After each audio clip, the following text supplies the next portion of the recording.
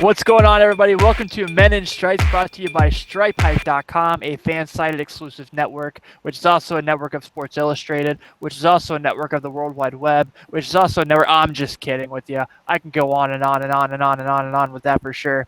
Tim Daniel here with none other than my excellent co-host. He is also the co-editor of StripeHype.com. This is my good buddy and yours, Mr. Matthew Wilson. What is up, Tim? I can see you as we do this podcast. This is weird. I don't think I was ever expecting this when we started the show. No, we finally actually got to a place where we do videos. Yeah. How crazy is that? So, woohoo. So for those at home who don't understand, this is the first time we're ever recording on Google Hangouts. So this will go straight to the YouTube channel, which you know is showing our podcast on there each and every week. So it's pretty cool. I'm uncomfortable with Matthew looking straight into my eyes as we do this, but we'll make it work, and it's going to be fun. So, let you know what's going on with today's show. We're going to catch you up on training camp. Some injuries are a bit to touch on base there. And, oh, my God, the sky is falling because of training camp. I can do that now. You can see me wave my hands and stuff because, yeah. That's how animated I am when you don't see me, too, by the way. We're going to also talk about some contract extension news.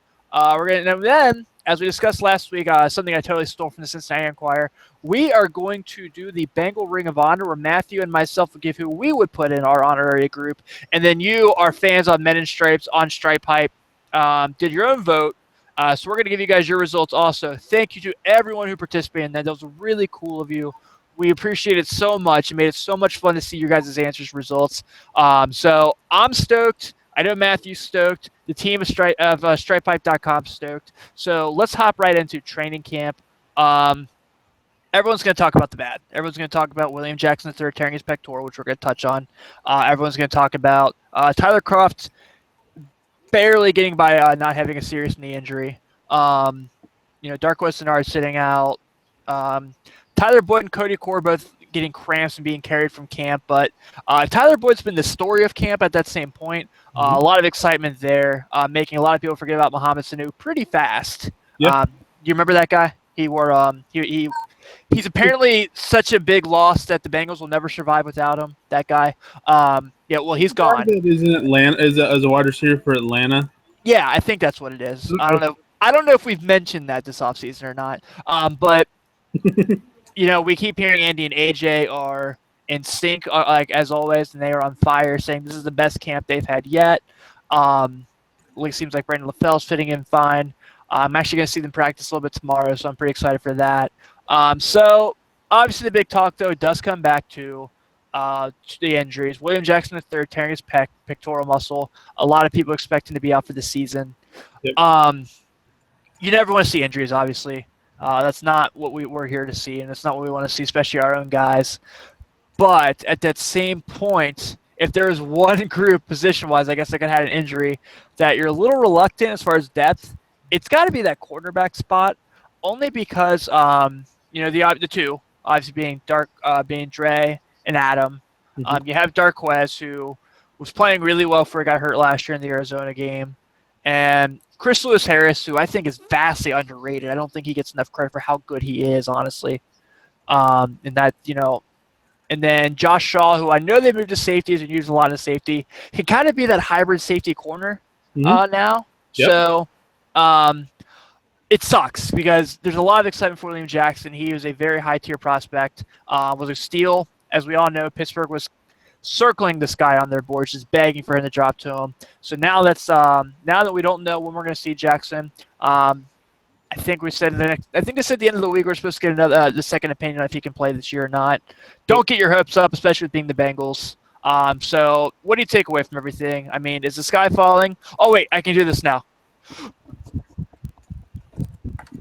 You kind of look like that guy from the one music video that was doing like the really animated stuff, but it was like in a different language for some of it. I don't know. That was actually like a hold on. Let me do my Kermit. Let me do the Kermit the Frog. By the way, I'm waiting for Miss Piggy to show up behind you at that point, since you brought up Kermit the Frog. But no, in fact, I love it because we've had how many articles have we had on Stripe Hype this week of, the sky isn't falling? Oh my God, I saw NFL Network did another, like, they predicted the Bengals go 7-9. I think Keith Evans did. And then today, NFL.com had the top triplets in the NFL going 1 through 32. And Ezekiel Elliott and the Cowboys were number one, even though he hasn't played a game yet. Oh, and don't forget the fact that Ezekiel Elliott now has an injury. Yeah. And then the Bengals were 20th with Dalton, Jeremy Hill, and A.J. Green. 20th. 20th. 20th. 20th. 20th. Not 21st, 20th. Yeah. Not in the top 10, where they should be, because this is other horse crap. 20th. Anyway, so yeah, the sky is not falling, people. Just keep that in mind. But no, I mean, we've talked about the fact that the sky is not falling, first and foremost. We know there's injuries, but there's injuries everywhere. Let's face it, the fact that the Bengals are getting it out of their way early. Not to mention, let's also put the fact that how many times has the first-round draft pick now been injured for the Bengals? 3 years straight? Yeah. In some form or fashion? So, Cedric Ogbuehi obviously was injured when he was drafted. We had some injury concerns with Darqueze Dennard early on in training camp. Oh, by the way, he got really injured then last year. So it just seems like it's the first first-round draft pick curse for the Bengals. Let's just get the injury out of the way early, tear the pec when he's not going to play much, and be done with it. Well, that was my point. The Bengals will not play him, or would have played him more than probably 60 snaps in the game in the season. Yeah. I think that was my point. More of it was like my concern was just that. I mean, I didn't really have a concern because I didn't think he was going to play much. As you know, in this new Dalton Green era, any first-round pick not named A.J. Green doesn't really play right away. Kind of as a rotation guy. So that was kind of where I was like, yeah, it sucks because, there's a lot of excitement around him. Yep. But I'm not to the point where I think that they're done because they lose one guy. No, by no means are they done. I think the one thing that the Bengals probably are looking at is depth. I mean, we saw them bring back Corey Tyndale from from Marshall. So I mean, plain and simple. Let's face it. They know where they're at in depth wise, and I know you're going to shoot me for saying this, but isn't still Leon Hall on the market as a last resort? What benefit does that do to Darqueze Dennard's growth? What benefit does that do for Chris Lewis Harris? Just in case we go down to like 2 corners, you can throw in Leon Hall there. Yes, in that case, sure, I understand that, but why? I mean, what does that do for Dennard and Chris Lewis Harris and Josh Shaw? No, as I said, he's probably going to be one of those guys that you would have to have another injury for him to really even come into consideration. I think Corey Tyndale will be practice squad to start. But it's going to be one of those that if they really need the depth, they can call him up and he'll be there. Yeah. I mean, he's an undrafted free agent. He's a young kid coming out of Marshall. Marshall, I thought I saw something saying in the in what is it, the FBS era, like Marshall is 6th in terms of total wins. Yeah. Ridiculous. So he's played on a half-decent team. I mean, it's not like Marshall's a slump. They just don't play the Ohio States of the world every week or the Florida States of the world every week. Yeah, they have one game that matters to them every year, and that's West Virginia. Have they beat West Virginia lately? Oh, man. I went to high school with a kid who played football at Marshall, and even he was like, I don't remember the last time we beat West Virginia. Yeah. I think it was Pat White senior year. That was the last time. Do you remember Pat White? Played quarterback for the Dolphins. Played minor league baseball. Yep. Yeah, that guy. So, skipping out of there before we get off topic, because we know we have a tendency to do that here, obviously on Men in Stripes. Then we hear about Tyler Croft, and that's the one where my heart's beating a little faster than losing William Jackson III. No disrespect to WJ3, because we know that we don't know when we're going to get Tyler Eifert back. Though apparently he's getting the boot off this week. Promising news. Yeah. And it's not you and I have talked about CJ Uzama before. I think he's going to be a good football player. I think he's a little underrated. I just he just doesn't have the name of Eifert and Croft, and that's fair. And then, which we're going to touch fully on here in a second, Hewitt's extension. That's a guy that we've seen play tight end before too, that we know he can. He's a Stanford kid so we know he's got a lot of things he could do as well. So that's the one where I got a little more scared. Just because that's where depth frightens me a little more, just because we don't know when our top-tier tight end's going to be back yet. And that's totally rational and fair. Yeah, it's totally rational and fair. But then again, we're both irrational people at times, so rational is a change. I haven't ranted yet. We've been on air for like 10 minutes. I know what's wrong. And I even gave you a lead-in for it. It'll come.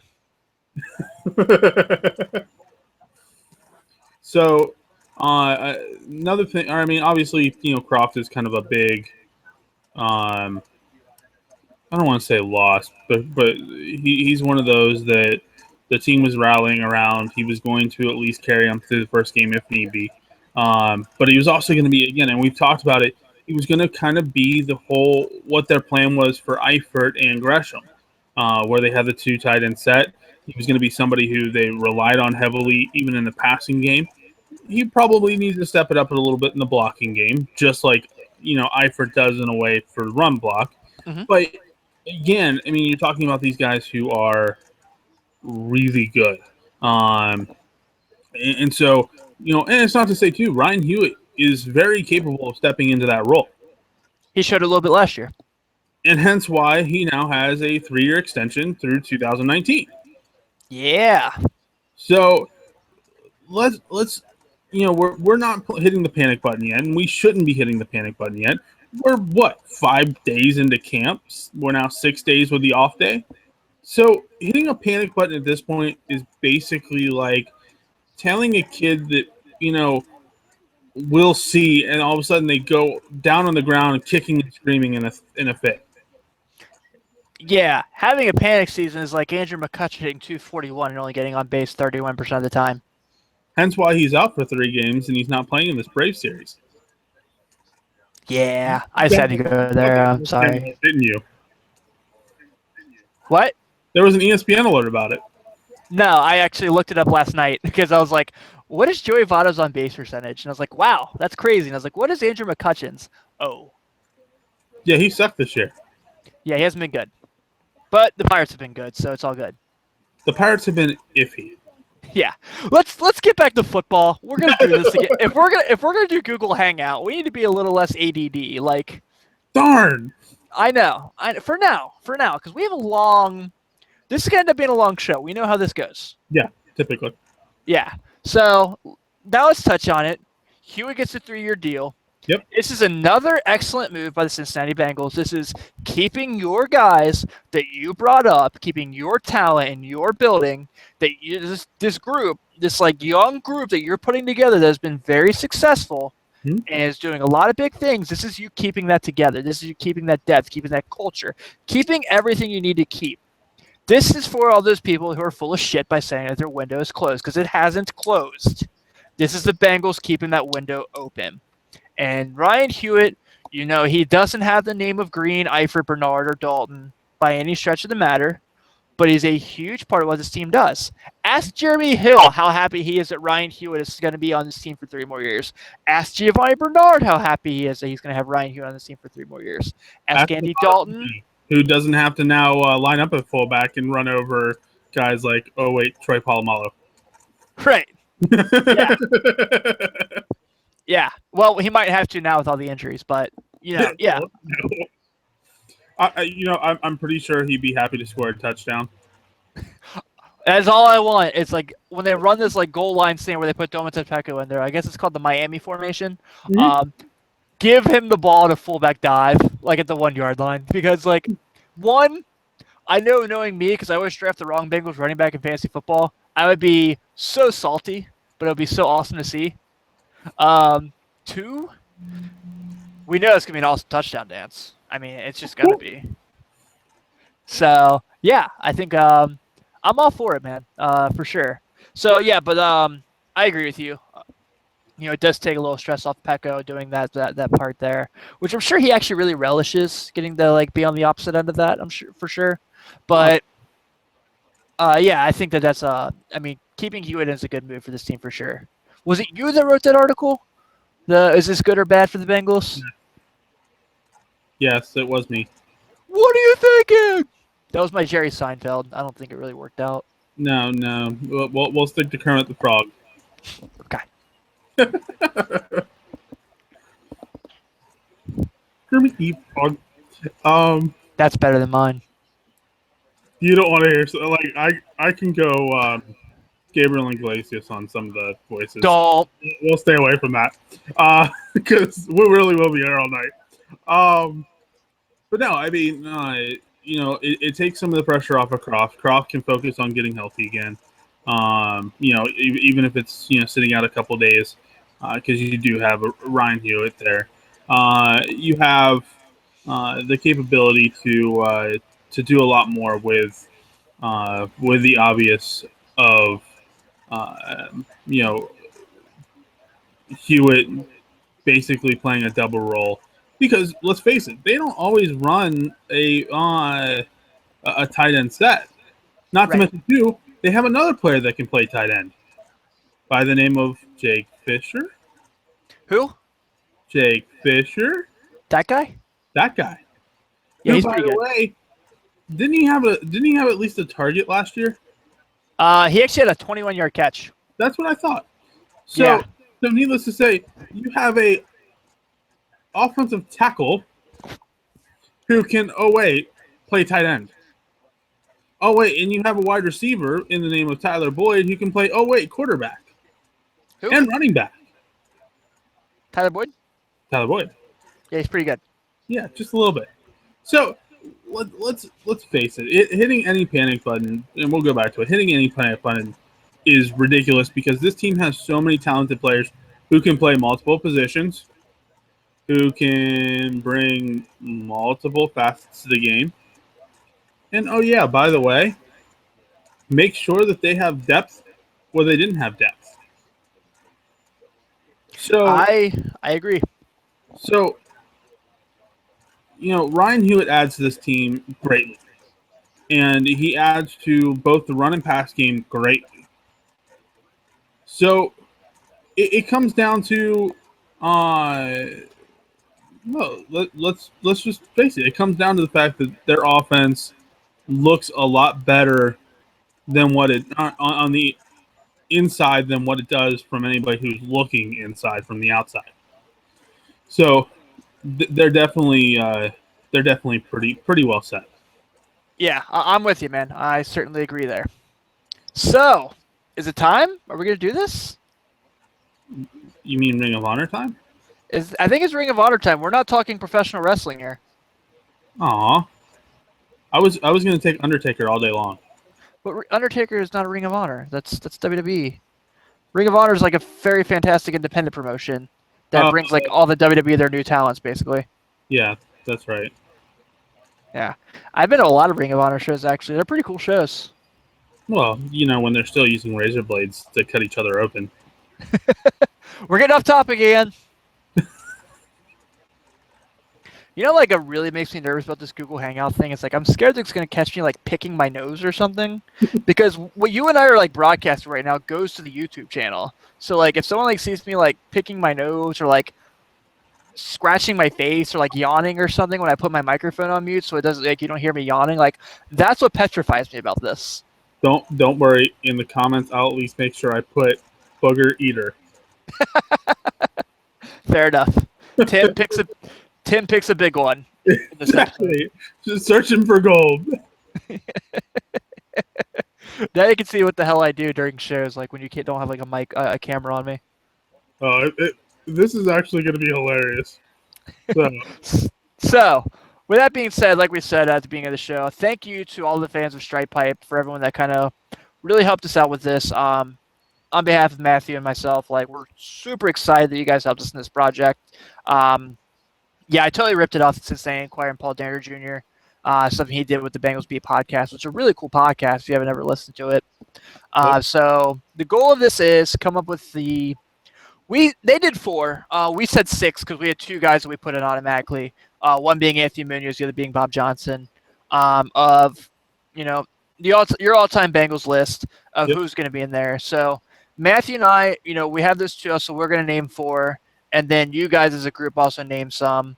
The rules were players only, so no Paul Brown, no Sam White, no nothing like that. Players must be retired, can't actively be a member of the roster. Or actively playing in the NFL. Yes. And I think the other one was... Do we have another rule? I thought we had another rule other than that.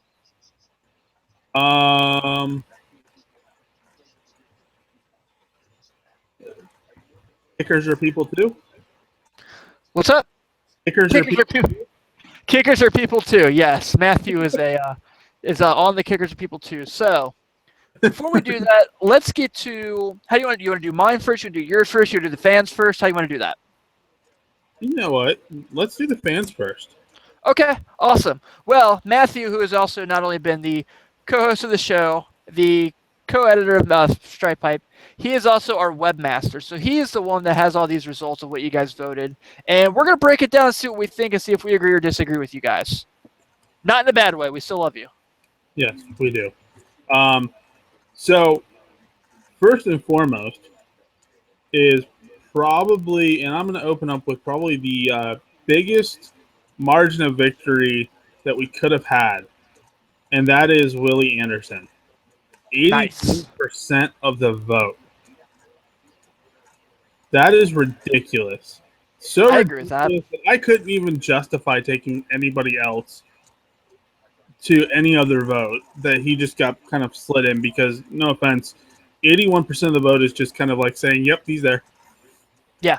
So, and I mean, we're talking about Dave Lapham. We're talking about Max Montoya. We're talking about Rich Braham because, of course, Anthony Munoz is already in. Paul Danner Jr. put Dave Lapham in his, which I thought was cool. Kind of a side note. Not that he wasn't, not for, this is kind of a not to not. They said not for his player, but being the voice of the Bengals, but also saying not that he was a bad player. And the point he made is if you listen to Dave Lapham call the games on Sunday and you hear how excited he gets, he's a guy that really loves his franchise, wants him to win, and you feel that passion when you listen to the game on Sunday with Dave Lapham. Yeah, no, I mean, in terms of broadcasting,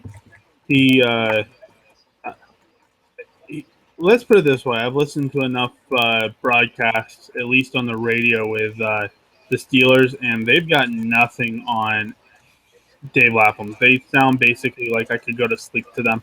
They're that dry. Dave Lapham is an incredible broadcaster. He understands the game. He knows the game. He can really get you involved in the game with what's going on. So definitely worth it if you're going to throw a broadcaster, or if you're going to take the broadcast career into at least into consideration. Yeah, absolutely. So Willie Anderson gets 82% of the vote. So Willie Anderson's obviously in, right? I mean, that puts him in the fan ring of honor. Oh, absolutely. I mean, the fact that I did well, and I'm going to eat my words with this next person because I did a vote with him, and he got 76% of the vote, and then I decided, I'll take him on to another vote, and yeah, he got then 63% of the vote. So I should just automatically put him in. It would have given another person who is now going into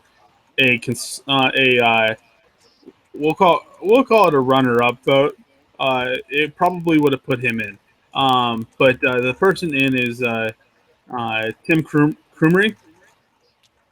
Yep. And needless to say, again, in his position of defensive line, he finished with 76% of the vote. The next closest was Justin Smith with 21%. So, needless to say, and obviously we couldn't put in the Geno Atkins of the world or the Yet. Laps of the world Yeah. because it at least would have been competition for Tim. Yeah. Tim makes it in. Okay. Yeah, I can get behind Crumrye there. He kind of has like that like cult legend status of Bengal lure, if that makes sense. Kind of like the if Tim Crumrye doesn't break his leg in the Super Bowl, do the Bengals win? Like lure. Well, we've heard that conversation before. So I definitely think it's cool to see him get like recognized by the fans of the Bengals franchise, and that's a really neat thing for sure. Oh, absolutely, and I mean he deserves it. He was a great player. Um, I'm blanking. I actually have at my work. Um, I have a breakdown of his stats against everybody else's, and they were very impressive. So definitely well deserving there. Next person is probably the most obvious. Well, I shouldn't say the most obvious person. He was in a fierce competition with another one from his position, and ended up winning 55 to 45%, and that would be Mr. Ken Anderson. Beat out Boomer Esiason. I think that's fair. I mean, I would have no issue if both guys were like honorary members, just because of both like what both of them mean to the franchise. Um, Well, though I do kind of lean more Anderson than Esiason, even though I grew up during like more with Esiason. well, Boomer is in one of the final votes that still has 16 hours left. It's Boomer, Chad Ochocinco, and Corey Dillon. 91 votes in. Boomer Esiason actually holds a 54% to 32% lead over Chad Johnson. So he very well could be in. It's not done yet, people. I know that was sad. So we are now at Anthony Munoz, Bob Johnson, Tim Crumrye, Ken Anderson, right? Yep. 4 horsemen for life, baby. Woo!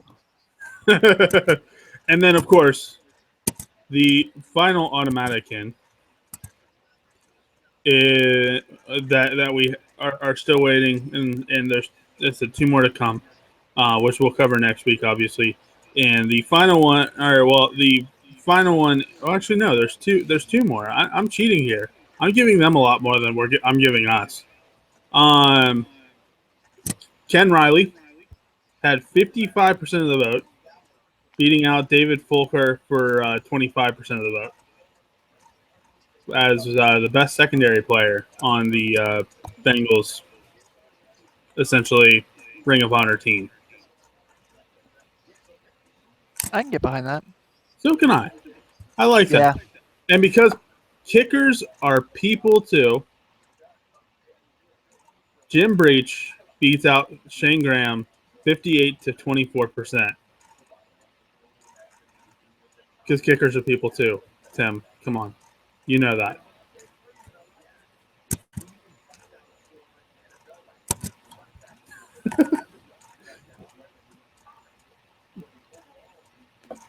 So this is where Tim does his research on why somebody would actually beat somebody else. There you go. Okay, we're back. I totally missed everything you said, so hopefully it gets recorded. I hope so too. Well, let's put it this way: we covered Ken Riley, and we cover, which I think you heard, and then we covered Jim Breach.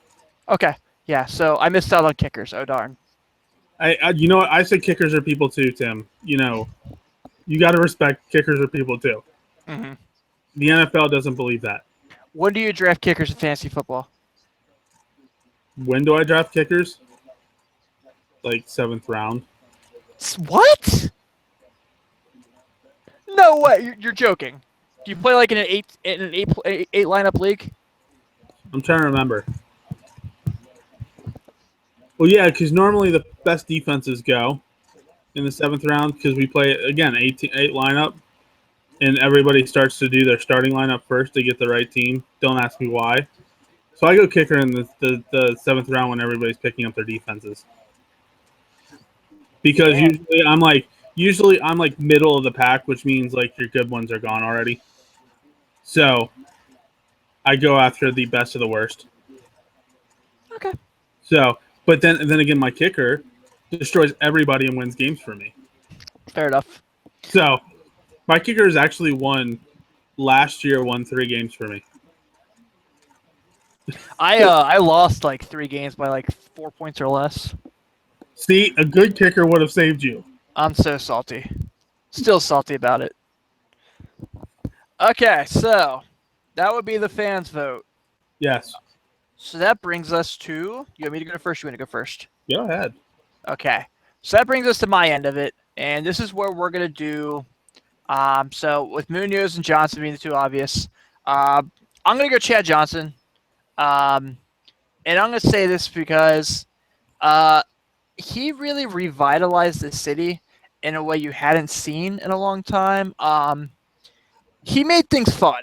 And I know how things ended with the Ocho Cinco and the trade to New England and the man to be traded, and people are going to be pissed off about that. You win that argument. I can't fight that. I got frustrated with him too. But I'm going to look at Chad Johnson from, I guarantee we're going to beat the Kansas City Chiefs to 2007 Chad Johnson, and it's hard-pressed to find a wide receiver in the AFC that was better than him. One of those years led the whole league in receiving. Led the AFC in receiving for a huge length there. And it wasn't like he was going against like nobodies. Andre Johnson was in his prime at that time. He was like the second closest to him in that time frame. Even his own teammate TJ Houshmandzadeh was putting yards up. So I will say Chad Johnson will be number 3 for me. I think that's fair there. Number 4. This is deservingly so, and this is a little sentimental. My dad's favorite player was Ken Riley. And so to the point where you remember when, like, you know how on NFLshop.com you can make your own jerseys with like the current like looking jerseys. My dad made a Ken Riley one for himself. So that's kind of sticks with me there, and that's one that kind of stands there for me. Kenny's in there obviously. Sweet old Kenny Anderson, NFL MVP, played in a Super Bowl. One of the Bengals all-time best players ever. So he's definitely on that list for me. And my last one was really tough. I didn't want to go this route, but I did. I went ahead and picked Boomer Esiason. And the reason I did was, one, same reasons for Anderson, Super Bowl. It was, has an NFL MVP award, had outstanding years with the Bengals, had his best years with the Bengals. Obviously, there was the years in New York where he played really well. The year he had in Arizona. And then the year he came back, actually, if you remember, like, it was pretty solid there in 97. But Boomer also kind of is, like, still a face of the franchise in a roundabout way, if that makes sense. To the point of we still hear about Boomer, whether it's be as a commentator, still talking about the Bengals, though. He kind of frustrated me a little bit with his comments after the playoff game. So I guess that would be my 6. So unfortunately, one defender in there. I wanted to put more defensive players in there. I just had a really difficult time with it, having people I could put over those guys. Oh, you can go ahead and add a 5th. I don't care. I think we actually talked about doing 5 people each and putting 6 total in, and then we added Bob Johnson as a automatic. Okay. In that case, do one more. Man, because I had quite a few names here. Mwahaha. God, there's a few guys there.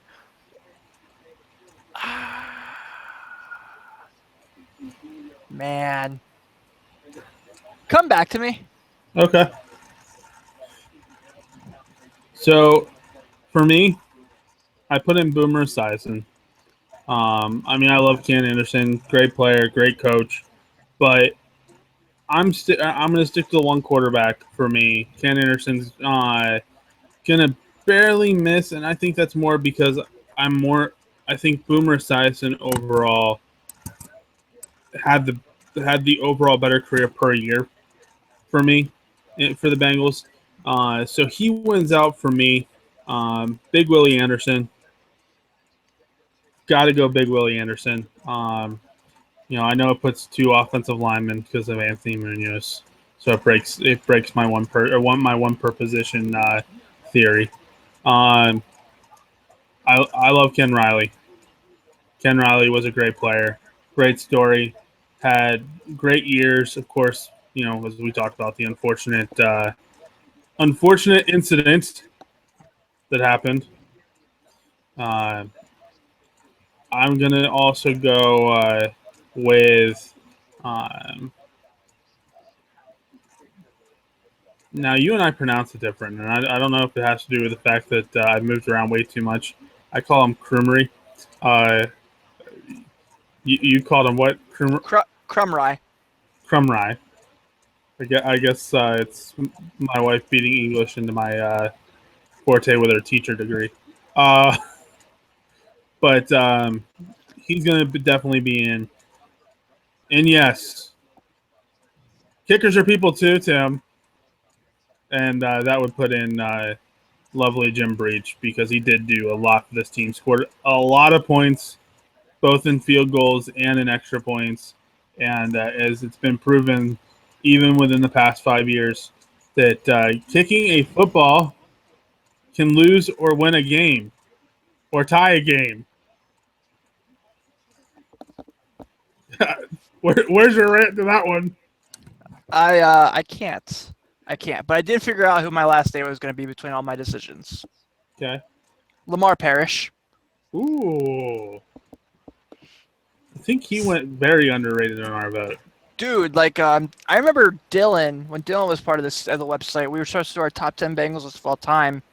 Our top 20, I'm sorry. He was 15th on my list. 8-time All-Pro, I think 6 says with the Bengals.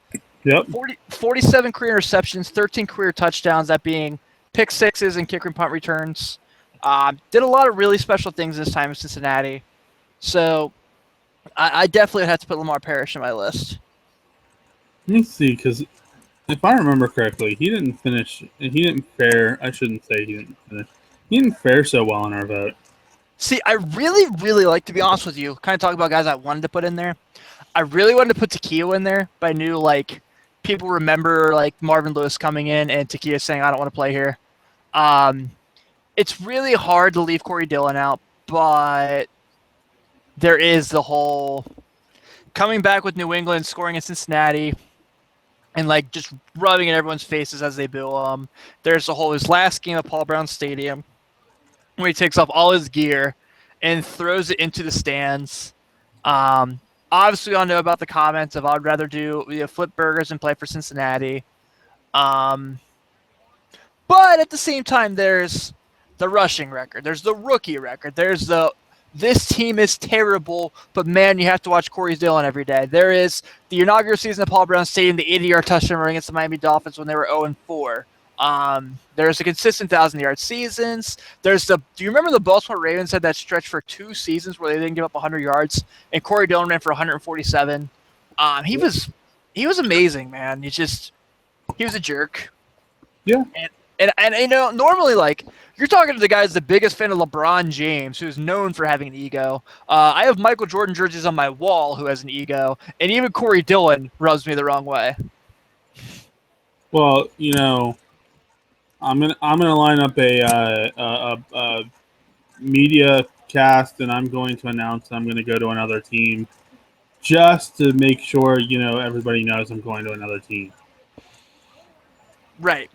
So there's the Real Sports interview with Brian Gumbel when he asked him, will the Cincinnati Bengals ever play in the playoffs? And Corey Dillon laughs at him, if you remember. Haven't they played for the past 5 years in the playoffs? Yeah. And here's my favorite part about all of this that people don't ever seem to bring up. Do you remember there's that year? It was a year or two after Dillon left New England. No, it was the year after he left New England. He was trying to play again.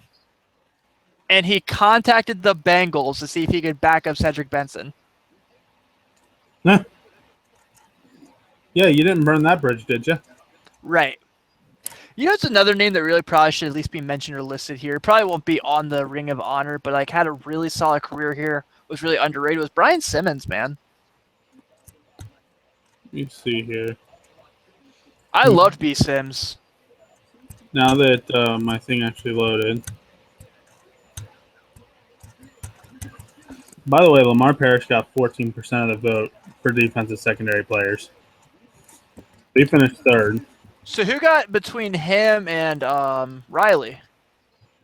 Oh, David Fulker. Okay, yeah, you said that. Yeah, you're right. I'm sorry. No, you're good.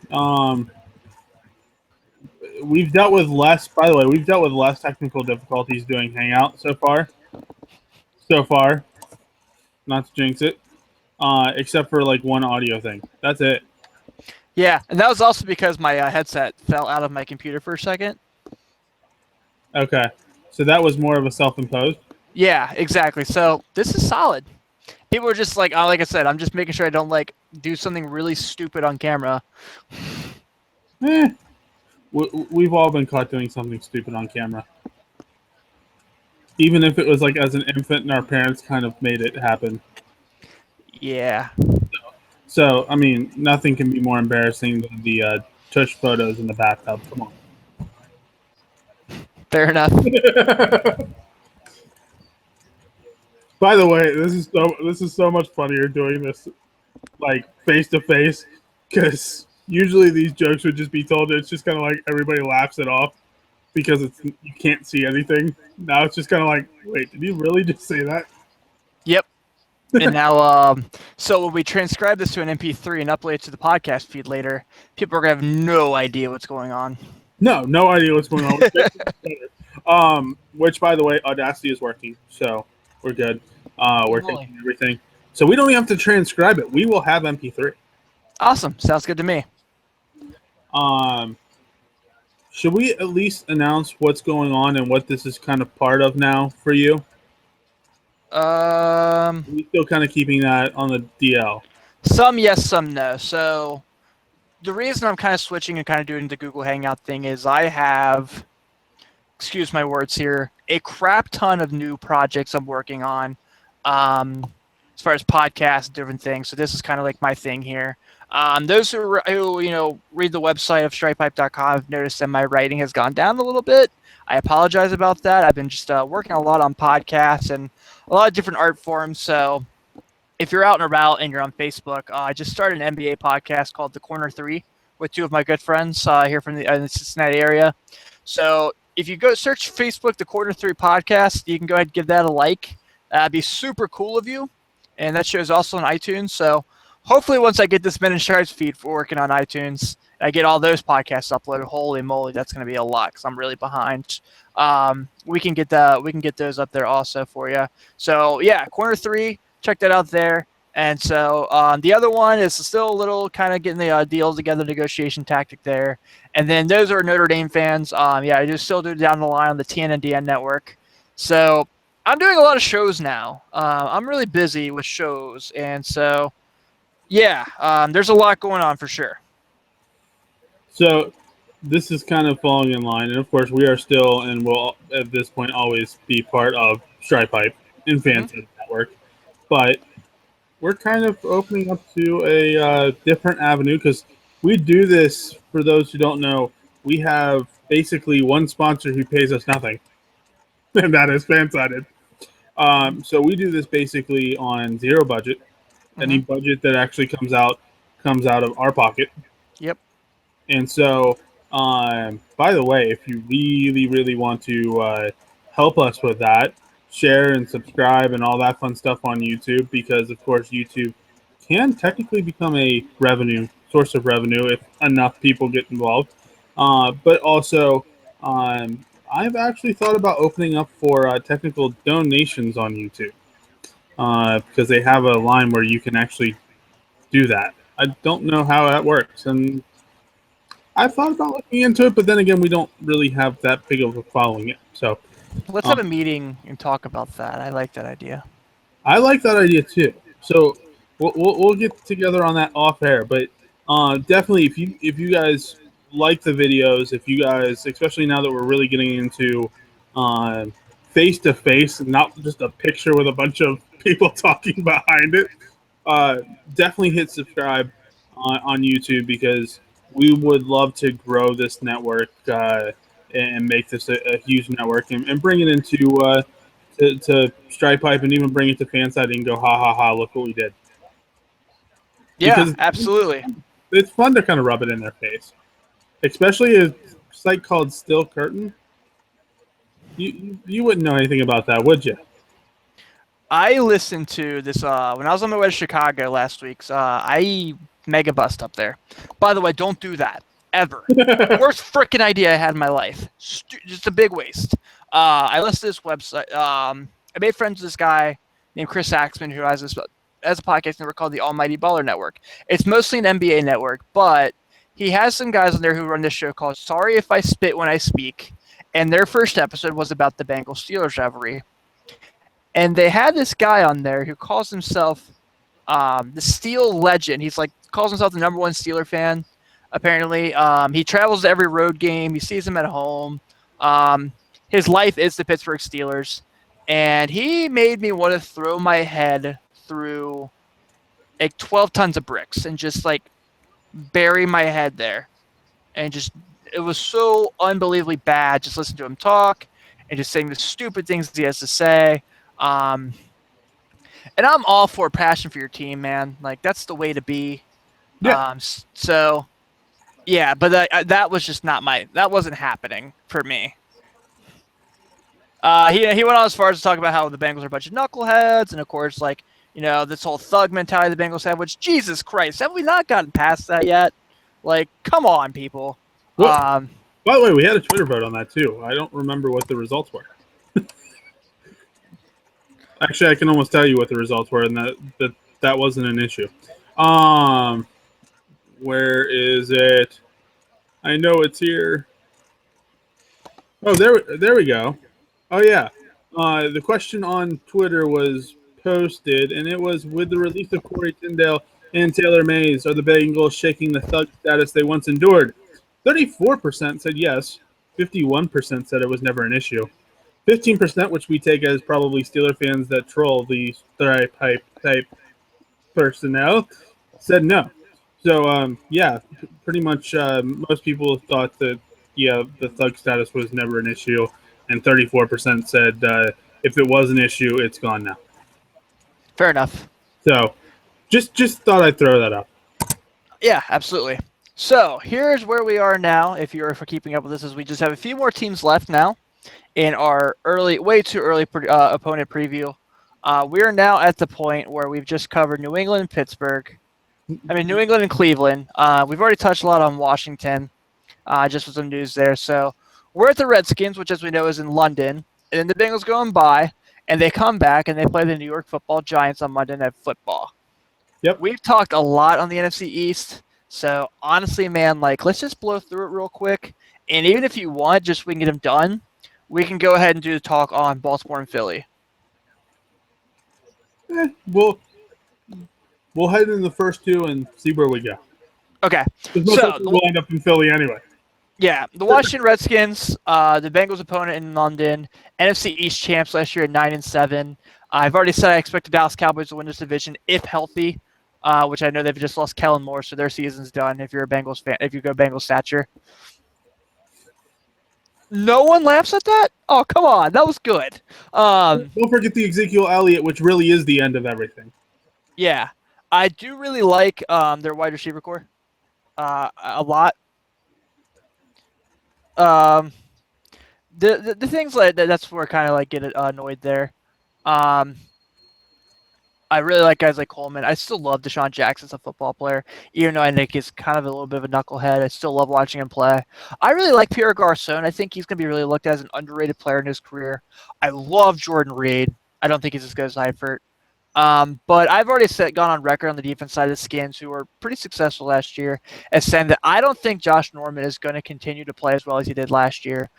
He's had some issues in camp, and I don't really look too far into those things as far as being burnt, quote unquote, in camp, and he's gotten burnt a lot. I just think that he was kind of that Milli Vanilli, Vanilla Ice, Tiffany, the Proclaimers. One-hit wonder. That's what I'm looking for. Thank you. That's what Josh Norman is to me. Mm-hmm. No. I mean, we know, no offense, Jay Gruden is kind of a copycat. He likes to basically follow what the Bengals' plan is and kind of do it for his own. Let's face it. And, yeah, I mean, Josh Norman is yet to prove exactly, exactly that he can repeat his performance the previous year. Mm-hmm. And I think we've had this talk before. I don't remember if we see the same things in here, but I do like Kirk Cousins a lot. I think he's a poor man's version of Dalton. Yeah. So I thought that was kind of he's kind of the talk of the town there too. So that's kind of where I'm on that. And we've all heard me talk about a certain player on the New York Football Giants now, right? You know that certain guy that like he wears different colored cleats and like has blonde hair, and people think he's one of the top 2 wide receivers in the league. Are you talking about when Eli Manning throws it to himself? Yeah, that's it. Okay. Yeah, so the New York Football Giants are a team I don't expect much of. The things that people are going to look at for them, obviously, in this circumstance for the Bengals is the primetime Monday night game where, oh my God, the Bengals don't win on primetime, because that's narrative never gets old. So that's there as well in that circumstance. So for that part there, I think the Bengals are better than both these teams. I would not be surprised if they go 2-0 in this spread for sure. Yeah, I mean, London, we've seen them kind of go to a point of, let's face it, whoever gets there first. I hate London. I hate London so much. It seems to be the trend. For New York Giants, it's a little bit different. It depends on which Eli Manning shows up. It depends on which color cleats are put on. And it depends on if Jason Pierre-Paul's club decides to make contact with a golf ball. So, needless to say, it all depends on which Giants team shows up. If it's a good team, it's going to be a great game. If it's the piss-poor team, well, it's over. Yeah, as a football fan, I really hope the Bengals do get to see a healthy Victor Cruz in this game, because that year that they won the Super Bowl, he was outstanding. 2, I do really like Sterling Shepard. I think he's a really good draft pick. Also in the same second round as Tyler Boyd this year, out of Oklahoma, going to the Giants. So I think that if Victor Cruz is healthy, that could be a really solid 3 wide receiver tandem. I don't love Will Tye yet, and I know a lot of people really are kind of calling him a breakout player this year in that Giants offense. And then, is it Shane Vereen? Is that their running back? I'm trying to picture. Why am I not picturing? It's an old Patriots running back.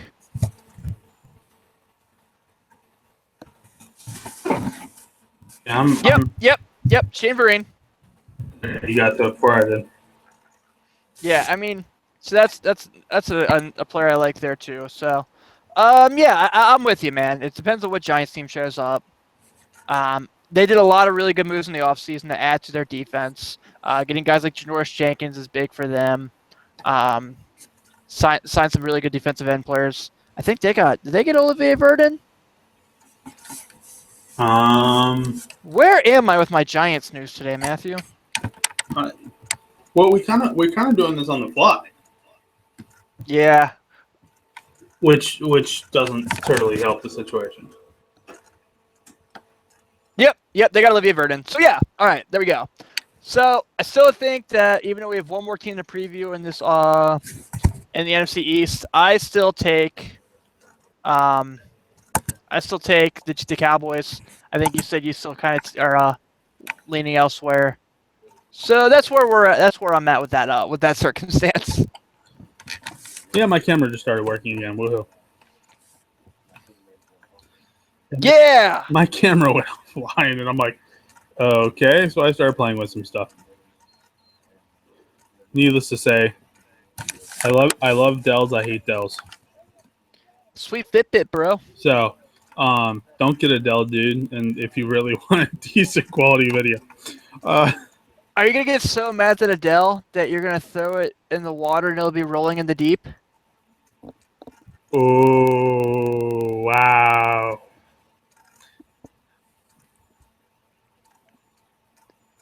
I'll give you that. Yes. I'll give you that one. No, I mean, so at this point, and it's difficult to say because we don't know which Giants team is going to show up. I'm still leaning more towards the Giants for the NFC East, because two things, and I said it with Dallas. I don't think Tony Romo is going to remain healthy. I just don't see it. He's yet to remain healthy, really, and I'm waiting for your rant on that one. You haven't ran it tonight. I'm surprised. I'm on my second show tonight, man.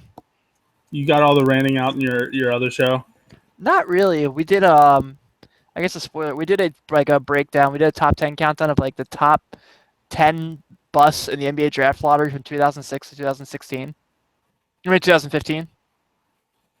Biggest bust in the NBA draft. Oh man, because they are like for every bad NFL draft pick, there's like 10 NBA ones. Yeah, that's true. But then again, no, we can't all be Jordans. So. Oh, I know. So, but yeah, so that's what kind of was. Yeah, man. I don't have enough to rant on the Cowboys at this point. I just think that they scored like if they're healthy.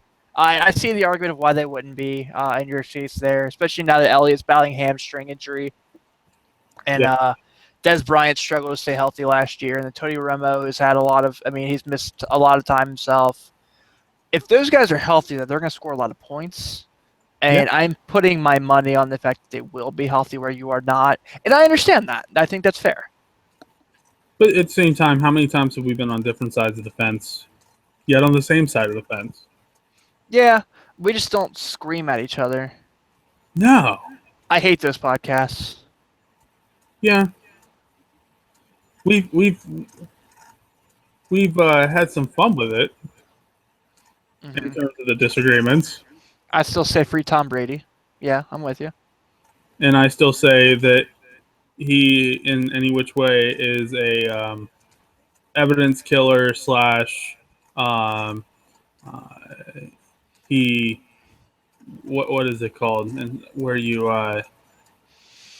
that man is 39 years old today, by the way. Can we just make that point that how is he 39 already? how in the world is Brett Favre even not playing football again? Oh yeah, I know. Then again, he is coaching football. I think he's coaching high school, isn't he?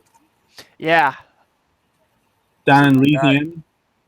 Yeah, that's that's right. He's just with them good old boys. Just the good old boys. All right, man. Are you ready to end this week's first Google Plus segment of picking up or putting down in Men in Stripes? Let's do it.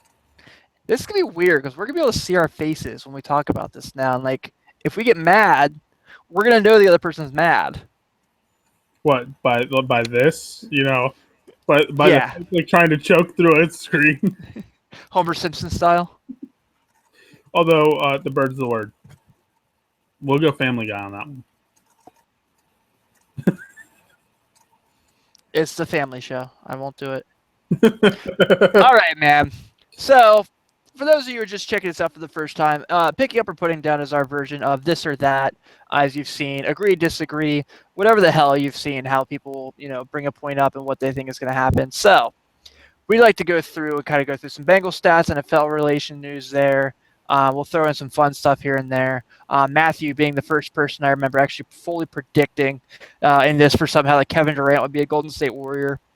Never gave you your props on that, by the way, so kudos there. And So yeah, it's a fun thing we do every week. So we're gonna get into it and get a pick and putting down. And I'm gonna start in a unique place this week because we haven't ever had to do this. This is the first time we've been doing Men in Stripes as we're on the verge of the Madden release. In the Madden 2017 release, they Yeah. have Bengals quarterback Andy Dalton's ratings as an 87 overall. Okay. I think that Andy Dalton should be a 90, low 90s rating, as we're going to go that route of saying he's a fantasy low QB1. So are you picking up or putting down Andy Dalton being a mid-tier quarterback in Madden 17? Oh, I already have him up on 16 as a 91 overall. I got him to that point. Roster updates, bro.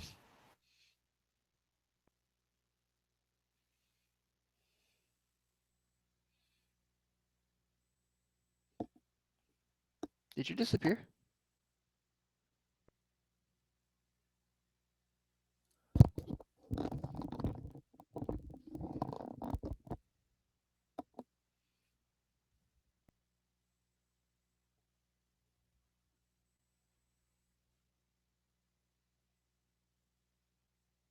Matthew?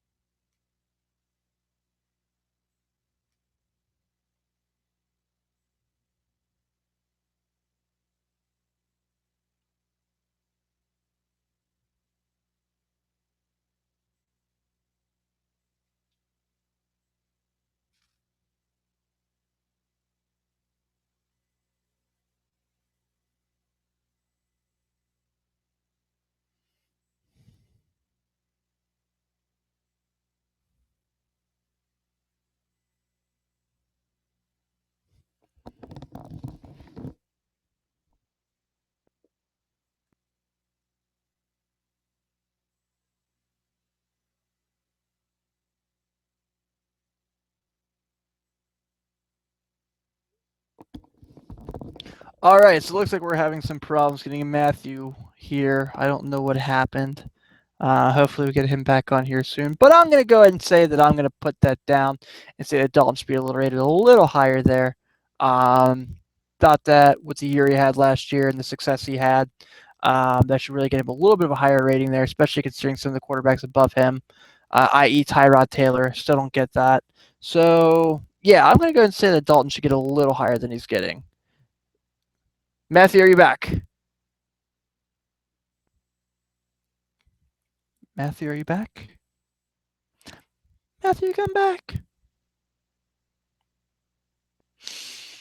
Okay, so my next picking up or putting down was going to be in relations to Tyler Croft. The reason I want to do that there is picking up putting down is I think Tyler Croft will be ready to play for the opener here, and I'm going to go ahead and pick up there as well. I think that, like we said, we're fortunate that Paul Darren Jr. said he would go as far as missing some significant playing time with that hyperextension of his knee. So, oh, hey, you're back. Oh, hey, I am back. That was cool. Yeah. The next picking up or putting down I did after the Dalton one, I just went ahead and did it, was Tyler Croft being ready to play week 1. Tyler Croft being ready to play week 1. I picked it up. I'm picking up too. Okay. So we'll pick that one up. What was the Andy Dalton one? Because that kind of got killed at. Oh no, Andy Dalton was the Madden one. 87 when we said he should be a low 90s. Yeah, and I have him as a 91 on 16 because I play with the Bengals and dominate. Oh yeah, by the way, I'm 9-0 in 2017 or 2016. I'm sorry, season. Well, so I think the last roster update had him at like 92 anyway. yeah, I haven't played for like 4 months. So I'm not saying you're wrong. They had to do like the weekly roster update there. yeah, I haven't done that yet. I need Gotcha. to put it on. There's a thing called a wife and kid. Yeah, I don't have those, man. I'm sorry. No, believe me. The longer you can stay without, the better. I love them to death. Don't get I me was gonna wrong. say I we're on love them video to death. recording now. There's But no getting yeah. around that. Well, no, and there is no getting around that. But yeah, I love them to death. Don't get me wrong. But yeah, they're if you can stay single, if you can stay, or if you do get married and you can stay kidless for a while, do. I mean, it'll be the happiest day of your life. Don't get me wrong. But Let's yeah, do. So I guess it's your turn for your two for the week. Uh, again, this is why it's more fun to do things just spur of the moment. Um, Picking up or putting down the fact that because you were in Chicago, Mhm. Brandon Boykin was placed on injury reserve. Mhm. Brandon Boykin's injury is going to hurt the Bears worse than William Jackson's injury will hurt the Bengals. I'll pick that up. Like I said, my big reasoning is I think the Bengals are just fine in the corner situation with or without bringing Leon Hall in. Um, I mean, we all know how high I am on Denard. I think that he's a really special player that hasn't had a chance to show how special of a player he really is. There's been flashes. There's the forced fumble in the playoff game against the Colts. There's the sack against the Titans his rookie year when he hits Jake Lockers and a nickel blitz. There's the interception in Buffalo. When he's had, it was a hell of a gunner for special teams. Has a lot of really good, a lot of like recoveries inside the 10. I really like Chris Lewis Harris a lot. I don't think he's a star by any stretch, but I think he's a great role player for this team. He's a guy that's going to dress in your 45 every week, and he makes plays. I've made mention that I thought the way he covered Antonio Brown in the playoff game when he had his chances, he did really well. So I think that I'll pick that up. I think that that situation for the Bears is a little more difficult because one, I don't think the Bears make the playoffs this year anyway, and two, I think they're a few steps away from really being the Bears again. The Bears. Oh, by the way, they actually closed down a restaurant in probably about 10 minutes from my work to make another Dickas. No kidding, that's pretty cool. Because there Oh, wasn't. that's right. I forgot he went to Pitt. Yeah. Oh, he went to Pitt. Still a big Pitt guy. But yeah, he's still the Bears. The coach. Ditka. Other one. Because you've been to New York City too, right? It's been a long, long time.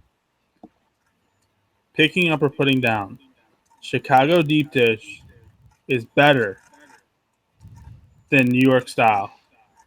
Oh, I'm totally picking that up, man. That's oh man, that's not even close for me. You knew I had to have something fun to do this week. Yeah, for sure, man. Like so, and this brings up like a fun thing for me because I go to Chicago a lot. I've been since 2011. I've been 7 times. So yeah, I love Chicago. And people always talk about Giordano's and Geno's, and they're good. Don't get me wrong. There's this like little like hole in the wall kind of Chicago pizza place called Pequod's. Okay. It's like literally the restaurant is like an old house that they took the living room and made into a restaurant where they made all these long tables. And dude, it's the best pizza I've ever had. I had it when I was in town for the draft, and then my aunt also still lives in that area, and she took me there when I went for Thanksgiving a couple years ago. And dude, there's just nothing like it. It's just the best. I'm trying to remember because, I mean, I've had Chicago deep dish obviously since then, just not in Chicago. I'm trying to remember. They're building a Giordano's in Cincy. They're building. Yeah, I heard that. I told you they built a Graders over across from my work. No, really, that's awesome. So needless to say, and by the way, that place is always busy. Oh, I believe it, man. And so people in Pittsburgh are actually tasting what real food is. Not that Permane Brothers or anything isn't legit. Which, by the way, if you ever get to Pittsburgh, anybody try Permane Brothers. You got to go to the Strip District. to the Permane brothers down there. It is the original, and I promise you, it fries in a vinegar-based coleslaw on a sandwich with basically whatever you pick is really good, and you can't go wrong. Not to mention, too, there's a couple good pierogi places because you can't go wrong with a Heggy and a pierogi in Pittsburgh and that. So there's the Pittsburgh you speak for the week. But by the way, did you know Fansided's headquarters are in Chicago? No. Well, at So I least go to them and be like, in Chicago. And if you follow Fansided at all, Fansided does a lot of live videos. With the NBA draft, they did training camp injuries this week. They had they talked about the finals at one point. They talked. you about were on one. I was on one. Well, we recorded the interview. I was also on a Spin Zone podcast that is yet to come out. I don't know exactly when the release date is. We got to get him on here and talk fantasy, by the way. Yeah, I'm down. You and him on fantasy. I'll just sit back and just start laughing as you two go at it fantasy wise. But no, I talked with. I had gotten a chance to talk with Mark Carmen, also known as Carm, on any of the live stuff that they do, and then Matt V, who used to be our director for the NFL. He's now our director for video and something else. We'll just call it video because that's him. Is usually on there with Carm for NFL and sometimes baseball because randomly enough they're Cubs fans. Boo. The look. But yeah, they're funny to listen to, and especially Matt. I'll pick on him all the time after I watch some of the live stuff because I'll sit there and say he missed something. Like the injuries, I joked about who was it? Seanquez Goldson is now suspected out for the season again, or at least out for a while. So that's a huge hit to their DB depth for sure in Pittsburgh. So That's depth being a very light word for their DBs. And by the way, he sat there and said William Jackson III was the biggest loss because he's a first-round draft pick. So I made fun of him by email. So unfortunately, you won't get to see that on Facebook on any of the comments because that was done privately. But that was all fun. So, but no, they have some good stuff. So definitely, if you get a chance, follow them on Facebook. They do some great live videos. But yeah, they're out in Chicago too. Awesome. I'll keep that in mind next time I'm up there. So, with that being said, you ready to close out this Mamma Jamma? well, of course, we talked about doing it since we have the live video. Hold on. Yeah. Let me get over to the fun thing that for some odd reason that you're going to see multiple screens for 2 seconds. Can you see it? You can. Awesome. This is stripepipe.com for anybody who has not been there. You got to go check it out. Some great articles this week. Obviously, don't pay attention, Tim, because we'll be here for another half hour on Emil Pierce's article that's there. There's a great one by a guy named Matt Wilson that says the Cincinnati Bengals are still okay. Don't hit the panic button. Also, one of our brand new writers, Staten Desiree, she wrote a good one about Wright being cleared and is another solid wide receiver for a little bit of depth at that position. And then we have how William Jackson III, although is still concerning because you don't want to see that type of injury. Yeah, the Bengals will still be okay. Of course, as that news came out yesterday. But probably the biggest one that hit our site in the past 24 hours is the one about how Ben Roethlisberger decided to make comments about how the rivalry needs to calm down and it needs to be more of a rivalry than a ruckus, blah, blah, blah, blah, blah. Emil wrote a great piece of, do the Steelers really want a truce? I don't really even think it's a question of do the Steelers really want a truce. I don't think any of the fan bases want a truce. I think they love hating each other. Yep. So, great article there. Go to stripehype.com. Check it out. If you get a chance to, go to our Facebook page or go to our Twitter page. Like us, follow us. We always post everything there that we can. So definitely check all that stuff out. And, with that being said, let's get the show closed out. Awesome. So we're going to say... Did you... Why am I... What the heck? What? There we go. Okay. I had a weird, audio thing for a second there. So, we're going to say, once again, thank you to all our fans here at the Men in Stripes podcast, brought to you by stripehype.com, a fan site exclusive. Really excited to be doing this on Google Hangouts this week. So, Matthew, you actually got to see my face while we did this, and that was awesome. And it was very easy, and we only had one technical problem, and it was so nice. It was. One technical problem was, a work-based malware, spyware device to kill everything. So thank you again. Hopefully, I think we're going to look at possibly doing this from here on out. Everyone enjoy the rest of your week as we just passed Hump Day. Everyone love it out there, and hoo-day. Nobody.